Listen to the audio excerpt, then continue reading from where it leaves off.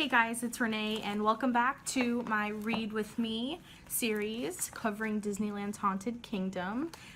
Today we're going to be doing part 3, which is Adventureland. If you haven't already, go ahead and watch the first 2 parts, which cover Main Street and Fantasyland, because they're really cool, they're really interesting, and I think you'll like them if you've clicked on this video. If you're interested in this book to just read by yourself or read along if you did want to watch the whole series that I'm doing, this is Disneyland's Haunted Kingdom by Aubrey Graves. It's a really fun book. Also, I wanted to point something out that have been in my past couple videos, is this Woody right here. And if he was staring at you in the past couple videos, I noticed it when I was editing, and I'm so sorry because it was probably really creepy.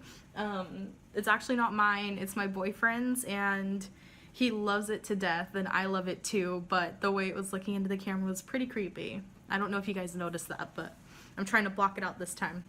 This is part 3 of my Haunted Disneyland Read With Me series. Today we're going to be doing Adventureland. The exotic scene takes place in an African marketplace and village filled with totem poles, skulls, conga drums, tribal performance masks, and lush foliage, making it feel as if you're actually in a jungle. There have been claims of paranormal activity in the land, such as ghost sightings and objects moving on their own. Okay, so this part is Aladdin's Oasis. The small, intimate theater located in Adventureland provides storytelling with Aladdin and Princess Jasmine. Opened in 1993, Aladdin's Oasis first offered dinner and a musical performance until 1997. Now, only the front room of the Egyptian-themed site is available to visit. It is said that this old-fashioned eatery is haunted by the ghost of a woman who is seen walking into the restroom at the Oasis. Cast members notice that the woman never comes out of the bathroom, and the door is still locked several minutes later. After knocking and sometimes hearing an answer such as, "Just a minute," they call maintenance, who say, "Oh, it's the ghost again." Every time they unlock the door, there's never anyone in there that they can see. A janitor claimed to feel eerie vibes and hear voices and noises coming from the bathroom when no one was in the vicinity after closing. It scared him so badly that he requested to never work in that area again. And I've been in that area. It's pretty empty. Honestly, I don't really know why it's even there anymore, except for like the looks of it, but there's nothing back there really except for a bathroom and occasionally Aladdin and Jasmine. So it's pretty creepy if you go back there and no one else is there. Okay, this part is Walt Disney's Enchanted Tiki Room, which if you guys like the Dole Whip, that's where all that is sold.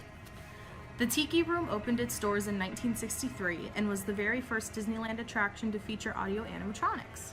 The 15-minute serenade includes 150 different animated characters. During renovation in 2007, a cast member claimed the birds were said to talk and move on their own without being plugged in. After closing one night, an employee claimed to have witnessed Walt Disney's apparition in the Tiki Room, so it seems like he just likes to wander around everywhere. The Jungle Cruise was inspired by the movie African Queen and opened in July of 1955. It is said that Walt Disney planned on using real animals for the attraction, but was eventually talked out of it. Audio animatronic animals such as elephants, lions, crocodiles, hippos, baboons, snakes, water buffalo, and many more inhabit the adventurous voyage. It is alleged that the Jungle Cruise is haunted by a gardener. The transparent ghost is seen working on a small island across the water, dressed in a shirt with his sleeves rolled up to his elbows, jeans, and a hat. Soon after he is noticed by the living, he disappears. Some believe that it's the ghost of a former landscaper for Disney who spent much of his time at the Jungle Cruise and died soon after the park opened. So look out for him. Tarzan's Treehouse. For 37 years, Tarzan's Treehouse was known as the Swiss Family Robinson Treehouse, based on the 1960s movie. In 1999, it was renamed after Disney's Tarzan.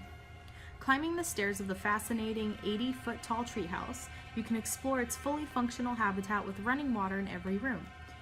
Jungle products, scientific instruments, and improvised furnishings and gear, which were made to look salvaged from deep within the jungle. In the early hours of the morning before the park opened on Christmas Eve of 2011, a cast member claimed to have an eerie and unexplainable encounter. While walking around the treehouse, the employee claims to have heard the sound of footsteps following him around the attraction.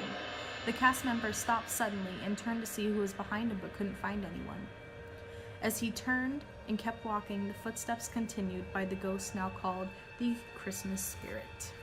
And actually, that's the end of Adventureland. So this is a pretty short part of the book.